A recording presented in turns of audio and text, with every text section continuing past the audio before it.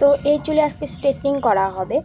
চুলটা ভীষণই কার্লি ছিল আর চুলটা অনেকটাই রাফ ছিল, চুলের আগাগুলোও ফেটে গেছিলো। তো ওকে আমি সাজেস্ট করেছিলাম আগে একটা স্পা করে নিতে, কারণ ওর চুলে কালার করার ছিল।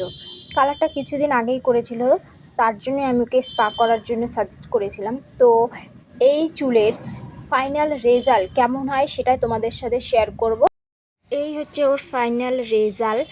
তো কেমন হয়েছে অবশ্যই কিন্তু কমেন্ট করে জানিও। ও তো ভীষণই স্যাটিসফাই হয়েছিল আর ওকে সত্যি অনেকটাই ভালো লাগছিল আর ওর চুলটা অনেকটাই লম্বা দেখাচ্ছিল। তো তোমাদের কেমন লেগেছে ভিডিওটা অবশ্যই কিন্তু কমেন্ট করে জানিও।